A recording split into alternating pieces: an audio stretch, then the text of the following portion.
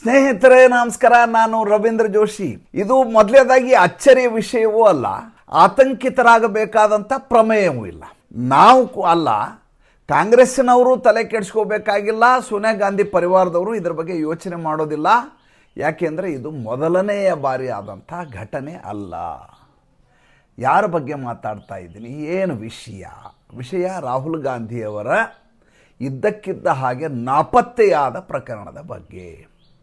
Most wanted ಅಂತ ಒಂದು ಜಾಹೀರಾತು ಕೊಡಬೇಕಾದಂಥ ಅತ್ಯಗತ್ಯ ಇದೆ. ಏಕೆಂದರೆ ಈ ದೇಶದ ವಿಪಕ್ಷ ನಾಯಕ ಎಲ್ಲಿದ್ದಾರೆ ಅಂತ ಭಾರತ ಸರ್ಕಾರಕ್ಕೂ ಗೊತ್ತಿಲ್ಲ, ಯಾವ ಪಕ್ಷವನ್ನು ಪ್ರತಿನಿಧಿಸ್ತಾರೆ ಆ ಪಕ್ಷಕ್ಕೂ ಗೊತ್ತಿಲ್ಲ, ಮತ್ತು ಅವರದೇ ಆದಂಥ ಚಿಂದಿ ಅಲಯನ್ಸ್ ಅನ್ನುವಂಥ ಒಕ್ಕೂಟಕ್ಕಂತೂ ಗೊತ್ತೇ ಇಲ್ಲ.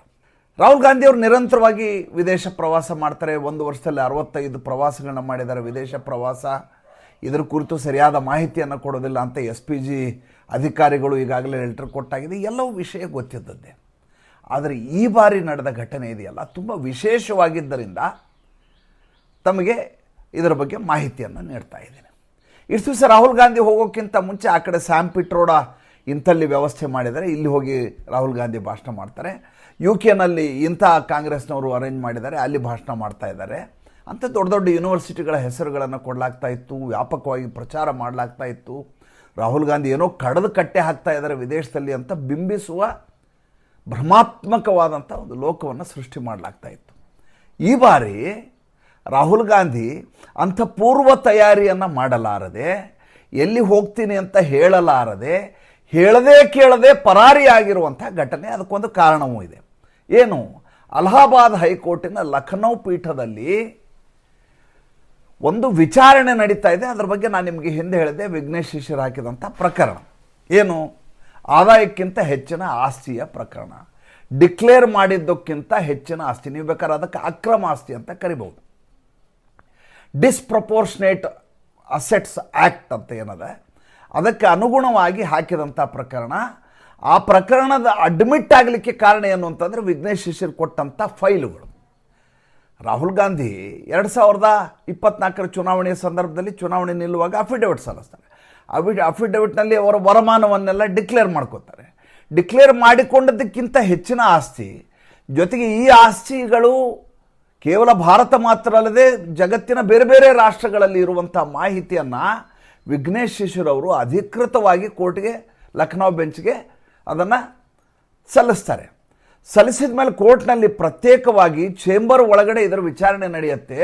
ಇಬ್ಬರು ಜಡ್ಜ್ ಇರ್ತಾರೆ, ಒಬ್ಬರು ಆನರೇಬಲ್ ಜಸ್ಟಿಸ್ ರಾಜೇಶ್ ಚೌಹಾಣ್, ಇನ್ನೊಂದು ಜಸ್ಟಿಸ್ ಜಫೀರ್ ಅಹಮದ್ ಅಂಥೇಳಿ.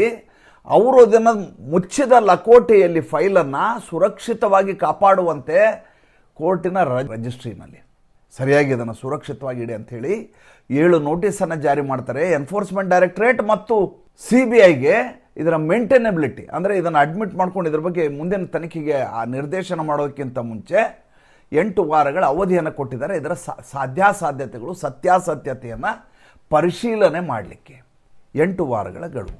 20ನೇ ತಾರೀಕು ಕೇಸು, ಜುಲೈ 20ಕ್ಕೆ.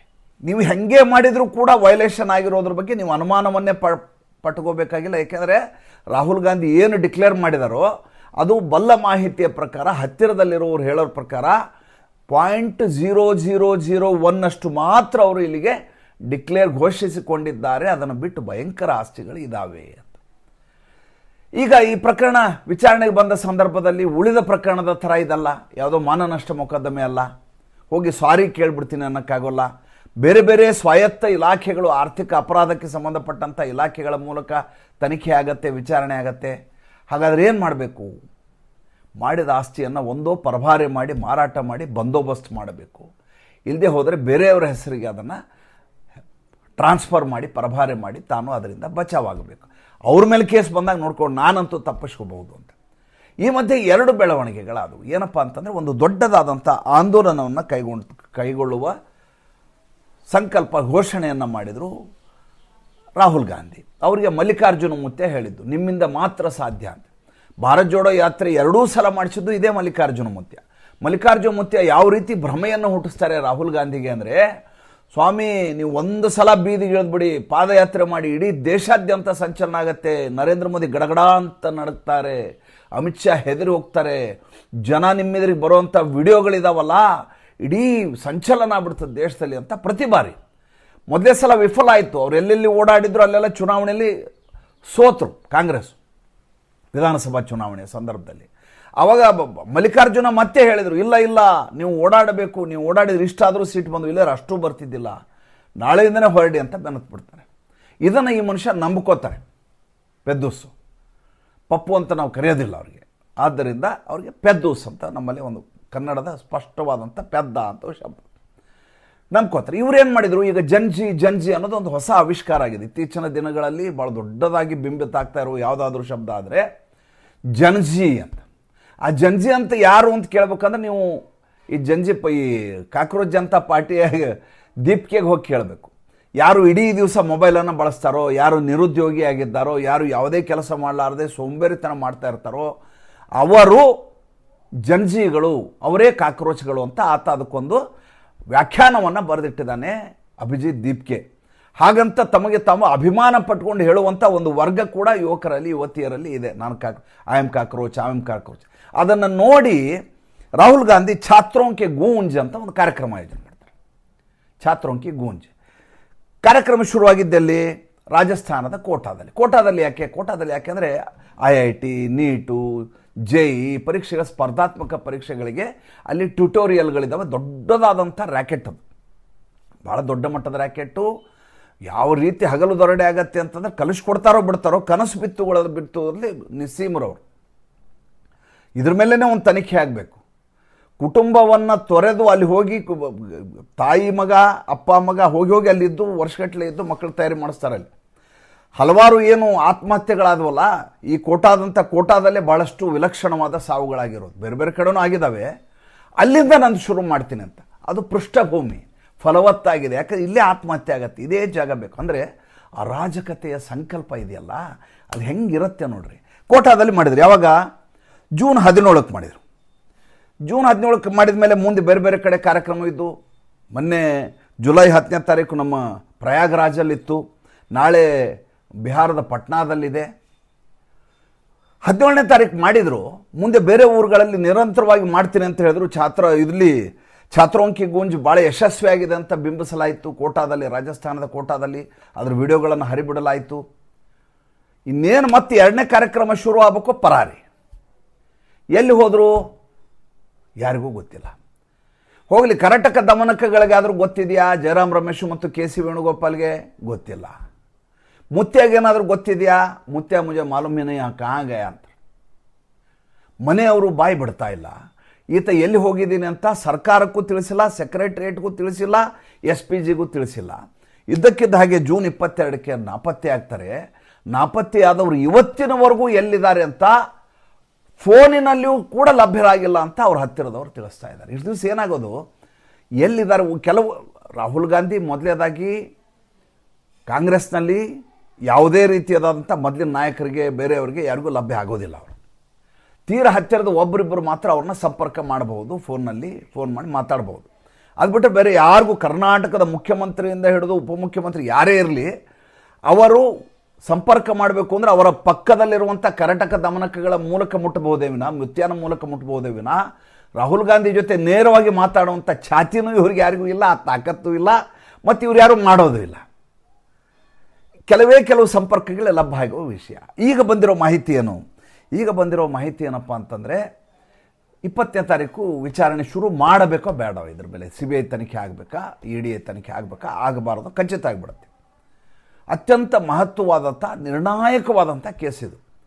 ನಿಮ್ಮ ದ್ವಿಪೌರತ್ವದ ಕೇಸ್ ಇರ್ಬೋದು, ಡಿಫೆಮೇಷನ್ ಕೇಸ್ ಇರಬಹುದು, ಬೇರೆ ಬೇರೆ ಎಲ್ಲ ಪ್ರಕರಣ ಬಿಟ್ಬಿಡಿ. ಎಲ್ಲ ಪ್ರಕರಣಕ್ಕಿಂತ ಹೆಚ್ಚು ಗುರುತರವಾದ ಮತ್ತು ಜೈಲಿಗೆ ಹೋಗಬಹುದಾದಂಥ ಪ್ರಕರಣ ಇದು. ಇದನ್ನು ಸಾರಿಸ್ಬೇಕು ಅಂದರೆ ಏನು ಮಾಡಬೇಕು? ಹೇಗೆ ನಮ್ಮಲ್ಲಿ ವಿಜಯ್ ಮಲ್ಯ, ನೀರವ್ ಮೋದಿ ಎಲ್ಲರೂ ಮಾಡಿದ್ರಲ್ಲ, ಆ ರೀತಿಯಾದಂಥ ಆಸ್ತಿಗಳನ್ನು ಬೇರೆ ಬೇರೆ ಪರಭಾರೆ ಮಾಡುವ, ಅದಕ್ಕೆ ಬೇಕಾದಂಥ ತಯಾರಿ ಮಾಡುವ ಐರೋಪ್ಯ ರಾಷ್ಟ್ರಗಳಿಗೆ ಹೋಗಿ ಸ್ವಿಟ್ಜರ್ಲೆಂಡ್ನಲ್ಲಿ ಕೂತ್ಕೋಬೇಕು. ನನಗೆ ಬಂದಿರೋ ಮಾಹಿತಿಯ ಪ್ರಕಾರ ಇವರು ಬ್ರಿಟನ್ನಲ್ಲಿದ್ದಾರೆ ಈ ಕ್ಷಣಕ್ಕೆ, ಯಾರು ಸಂಪರ್ಕಕ್ಕೆ ಲಭ್ಯ ಆಗ್ತಾ ಇಲ್ಲ ಅಂತ. ಹಿಂದೆ ಬಾಂಗ್ಲಾದೇಶದ ಬ್ಲಿಡ್ಸ್ ಅನ್ನುವಂಥ ಪತ್ರಿಕೆಯ ಸಂಪಾದಕ ಪ್ರತಿ ದಿವಸ ಇವರ ಕುಟುಂಬದ ಬಗ್ಗೆ, ರಾಹುಲ್ ಗಾಂಧಿ ಫ್ಯಾಮಿಲಿ, ಅವರ ಮಕ್ಕಳು, ಸೋನಿಯಾ ಗಾಂಧಿ ಹೆಂಗೆ ರಾಜಕೀಯಕ್ಕೆ ಬಂದರು, ಅದ್ರ ಹಿಂದೆ ಆಗಿರುವಂಥ ಷಡ್ಯಂತ್ರ ಇತ್ತು, ಎಲ್ಲದರ ಬಗ್ಗೆ ನಿರಂತರವಾಗಿ ಪಬ್ಲಿಷ್ ಮಾಡ್ತಾನೇ ಇದ್ರು ಸೋಷಿಯಲ್ ಮೀಡಿಯಾದಲ್ಲಿ ಮತ್ತು ಅವರ ಪತ್ರಿಕೆಯಲ್ಲಿ. ಎಲ್ಲದರ ಬಗ್ಗೆ ಮಾತನಾಡುವಂಥ ಸುಪ್ರಿಯಾ ಶ್ರೀನಾಥ್ ಆಗಲಿ, ಪವನ್ ಖೇಡಾ ಆಗಲಿ, ಇಲ್ಲಿಯವರೆಗೂ ಒಂದೇ ಒಂದು ಸಲ ಆತನ ಮೇಲೆ ಡಿಫೆಮೇಷನ್ ಕೇಸ್ ಹಾಕುವ ಪ್ರಯತ್ನ ಮಾಡಲಿಲ್ಲ ಅಥವಾ ಇದನ್ನು ನಿರಾಕರಿಸುವ ಗೋಜಿಗೆ ಹೋಗಲಿಲ್ಲ. ಈಗ ಒಬ್ಬ ವಿಪಕ್ಷ ನಾಯಕ ಜೂನ್ 17ನೇ ತಾರೀಕು ಹೋಗಿದ್ದಾರೆ ರೀ, ಆಗಲೇ 13-14 ತಾರೀಕು ಬಂದರು, ಇನ್ನೂ ತನಕ ಮನುಷ್ಯ ಪತ್ತೆ ಇಲ್ಲ, ಒಂದು ತಿಂಗಳಾಗ್ಲಿಕ್ಕೆ ಬಂತು. ಹತ್ತತ್ರ ಎಲ್ಲಿದ್ದಾರೆ ಅಂತ ಗೊತ್ತಿಲ್ಲ ಅಂದರೆ ದೇಶಕ್ಕೆ ವಿಪತ್ತಲ್ವ ಇದು? ಪಕ್ಷಕ್ಕಂತೂ ವಿಪತ್ತು ಬಿಡಿ, ಅದು ಒಬ್ಬ ಪಕ್ಷದ ನಾಯಕ ಎಲ್ಲಿದ್ದಾನೆ ಅಂತಲೇ ಗೊತ್ತಿಲ್ಲ ಅಂತಂದರೆ ಪಕ್ಷಕ್ಕೆ ಭಾಳ ದೊಡ್ಡ ಮಟ್ಟದ ಕಂಟಕಪ್ರಾಯ ಅದು. ಒಬ್ಬ ವಿಪಕ್ಷ ನಾಯಕ ಹೀಗೆ ರಹಸ್ಯವಾಗಿ ಪ್ರಯಾಣ ಮಾಡುವುದು ಕೂಡ ದೇಶದ ಆಂತರಿಕವಾಗಿ ಭದ್ರತೆ ವಿಚಾರವಾಗಿ, ಸಾರ್ವಭೌಮತೆಯ ಪ್ರಕಾರವಾಗಿ ಭಾಳ ದೊಡ್ಡದಾದಂಥ ಅಫೆನ್ಸ್ ಇದು. ಆದರೆ ಇದರ ಬಗ್ಗೆ ಯಾರೂ ಈ ದೇಶದಲ್ಲಿ ಮಾತಾಡ್ತಾ ಇಲ್ಲ. ಎಲ್ಲರ ನಿರೀಕ್ಷೆ ಏನು? 20ನೇ ತಾರೀಕು ಅಧಿವೇಶನ ಇದೆ, ಅಷ್ಟರಲ್ಲಿ ತಯಾರಿ ಮಾಡ್ಕೊಂಡು ಇವರು ಬರ್ತಾರೆ. 20ನೇ ತಾರೀಕು ಕೇಸ್ ಇದೆ.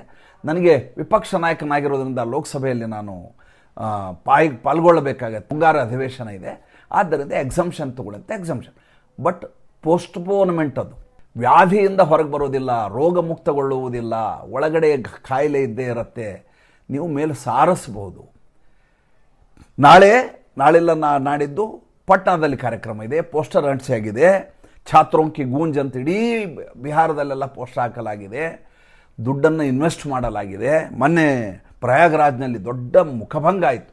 ರಾಹುಲ್ ಗಾಂಧಿ ಕಾರ್ಯಕ್ರಮ ಅಂತ ಪ್ರಚಾರ ಮಾಡಿದಂಥ ಕಾಂಗ್ರೆಸ್, ಉತ್ತರ ಪ್ರದೇಶ ಕಾಂಗ್ರೆಸ್ ಯಾವ ರೀತಿಯ ಮುಖಭಂಗ ಅನ್ನಿಸ್ತು ಅಂತ, ಎಲ್ಲಿದ್ದಾರೆ ಅಂತಲೇ ಗೊತ್ತಿಲ್ಲ, ಯಾಕೆ ಬಂದಿಲ್ಲ ಅಂತ ಗೊತ್ತಿಲ್ಲ, ಒಂದು ಮಾಹಿತಿಯನ್ನು ಕೊಟ್ಟಿಲ್ಲ. ಈಗ ಪಟ್ನಾದಲ್ಲಿ ಇದೇ ಆಗತ್ತೆ. ಇದಕ್ಕಿಂತ ಮುಖ್ಯ, ಇವರದೇ ಒಂದು ಕಾಲದ ಕಾನ್ಸ್ಟಿಟ್ಯೂನ್ಸಿ, ಇವತ್ತು ಇವರ ಸೋದರಿಯ ಕಾನ್ಸ್ಟಿಟ್ಯೂನ್ಸಿ ವಯನಾಡು, ಕೇರಳದ ವಯನಾಡಿನಲ್ಲಿ ಮೊನ್ನೆ ದೊಡ್ಡದಾದಂಥ ಲ್ಯಾಂಡ್ ಸ್ಲೈಡ್ ಆಯಿತು, 5 ಜನರ ಸಾವಾಯಿತು. ಮೊಟ್ಟ ಮೊದಲು ಹೋಗಿದ್ದು ಯಾರು ಗೊತ್ತಾ? RSS ಕಾರ್ಯಕರ್ತರು ಕೆಲಸ ಮಾಡಲಿಕ್ಕೆ. ಪಬ್ಲಿಸಿಟಿ ಮಾಡ್ಕೊಳ್ಳಿಲ್ಲ, ಪೋಸ್ಟರ್ ಅಂಟಿಸ್ಲಿಲ್ಲ, ಕ್ಯಾಮರಾಗಳನ್ನ ಹಿಡ್ಕೊಂಡು ಹೋಗಲಿಲ್ಲ. ಅಲ್ಲಿ ಈ ವಿಪತ್ತಿನಿಂದ ಒದ್ದಾಡ್ತಾ ಇರುವಂಥ ಸಂತ್ರಸ್ತರನ್ನು ಹೊರಗೆ ತರೆಯೋ ಕೆಲಸ ಮಾಡಿದ್ರು. ಪ್ರಿಯಾಂಕ್ ಖರ್ಗೆಗೆ ಯಾರ ಈ ಮಾತನ್ನು ಹೇಳಬೇಕು? ರಿಜಿಸ್ಟ್ರೇಷನ್ ಕೇಳ್ತಾ ಇದ್ದಾನಲ್ಲ ಮನುಷ್ಯ, ಆತನ ಹೋಗಪ್ಪ ವಯನಾಡಿನಲ್ಲಿ ಏನವ್ರೆ ನಿಮ್ಮ ಅನುಮತಿ ತೊಗೊಂಡು ನೀವೇನು ಹೇಳ್ತಾ ಇದೆಯಲ್ಲ, ಪಥಸಂಚಲನಕ್ಕೆ ನಮ್ಮ ಅನುಮತಿ ಬೇಕು, ಪ್ರವಾಹ ಪೀಡಿತ ಪ್ರದೇಶಕ್ಕೆ ಅಥವಾ ಈ ಲ್ಯಾಂಡ್ ಸ್ಲೈಡ್ ಆದ ಸಂದರ್ಭದಲ್ಲಿ ಅದಕ್ಕೂ ನಿನ್ನ ಅನುಮತಿ ತೊಗೋಬೇಕಂತ ಒಂದು ಸಲ ಕೇಳಿಬಿಡ್ಬೇಕು, ಅದೇ ವಾಸಿ. ರಾಹುಲ್ ಗಾಂಧಿ ಮತ್ತು ಆತನ ಸೋದರಿಯ ಕಾನ್ಸ್ಟಿಟ್ಯೂನ್ಸಿ, MP ಕಾನ್ಸ್ಟಿಟ್ಯೂನ್ಸಿ, ಅಲ್ಲಿಗೆ ಇವ್ರು ಯಾರೂ ಬಾರದೇ ಇರೋದು ಮತ್ತು ರಾಹುಲ್ ಗಾಂಧಿ ಕಾಂಗ್ರೆಸ್ನವ್ರು ನಿರಂತರವಾಗಿ ಅಲ್ಲಿ ಪ್ರಯತ್ನ ಮಾಡಿಕೊಂಡು ಸಿಗದೇ ಇರೋದು ಭಾಳ ದೊಡ್ಡ ಮಟ್ಟದ ಹಿನ್ನಡೆ ಅಲ್ವಾ ಪಕ್ಷಕ್ಕೆ, ಜೊತೆಗೆ ದೇಶಕ್ಕೂ ಕೂಡ ಇದು ಭಾಳ ದೊಡ್ಡ ಗಂಡಾಂತರಕಾರಿ ಅಂತ ನನಗನ್ನಿಸುತ್ತೆ. ತಮಗೇನು ಅನ್ನಿಸ್ತು ದಯವಿಟ್ಟು ತಿಳಿಸಿ. ಸಂಚಿಕೆ ಇಷ್ಟ ಆದರೆ ಲೈಕ್ ಮಾಡಿ, ಫಾಲೋ ಮಾಡಿ, ಶೇರ್ ಮಾಡಿ. ನಮ್ಮ ಮುಕ್ತ ಪತ್ರಿಕೋದ್ಯಮಕ್ಕೆ ಆರ್ಥಿಕವಾಗಿ ಬೆಂಗಾವಲಾಗಿ ನಮಸ್ಕಾರ.